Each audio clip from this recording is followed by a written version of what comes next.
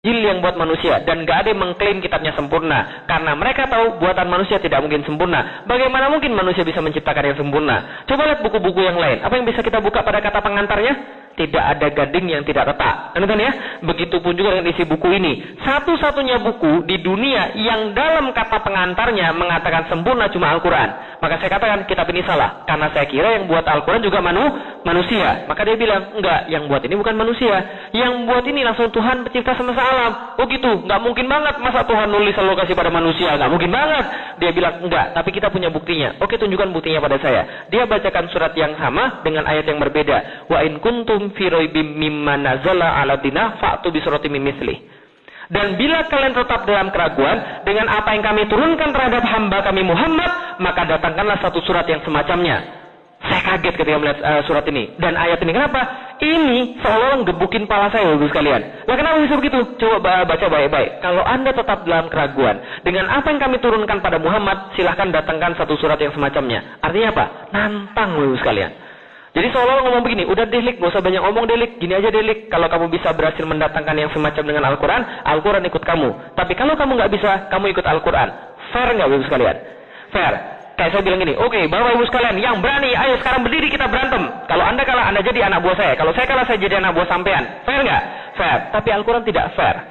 Al-Quran katakan, watu syuhada'akum min dunillahi in kuntum sodikin. Penghinaan yang lebih lanjut lagi. Kalau Anda tidak mau sendiri, kalau Anda tidak berani sendiri, boleh maju semuanya. Asal jangan minta bantuan Allah. Kalau Anda memang merasa orang-orang yang benar, coba bayangin. Tantangannya dinaikin lagi. Kalau tidak berani sendiri, boleh ajak seluruhnya.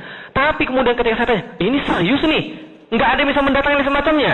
Ternyata setelah saya cari, sekalian, sampai detik saya berbicara, tidak ada yang bisa menjawab tantangan untuk mendatangkan semacam dengan Al-Quran. Sampai detik saya berbicara, kaget saya. Fa'ilan taf'alu walan taf'al. Dan kalian tidak pernah mampu dan tidak akan pernah mampu.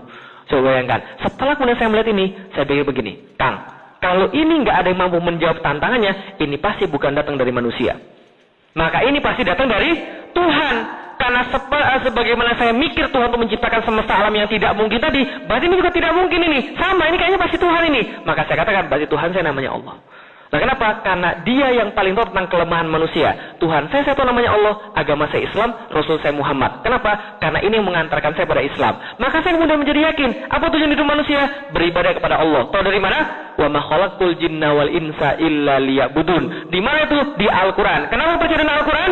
Karena tidak ada yang bisa mendatangkan yang semacamnya. Selesai. Tidak lagi muter-muter lagi. Betul begitu? Berarti kita itu kemudian beriman karena kita lemah. Karena Al-Quran melemahkan kita. Makanya mukjizat itu bukan artinya miracles. Jangan salah. Mukjizat itu asal katanya ajaza. Artinya lemah. Berarti mukjizat itu yang membuat orang itu merasa lemah di hadapan dia. Itulah Al-Quran itu. Gitu maksudnya. Nah, berarti ketika kita melihat bahwa tidak ada lagi pertanyaan. Kenapa manusia lemah? Ya karena manusia nggak bisa apa-apa. Karena itu dia perlu Allah. Paham gak ya sesuai sekalian? Nah kalau itu akan mana selamati? Kembali lagi pada Allah. Kata siapa? Allah. Di dalam mana? Al-Quran. Ayat mana yang bilang begitu? Kok lupa? Ada mana yang bilang itu? Inna lillahi wa inna ilaihi rojiun. Itu ayat Quran itu.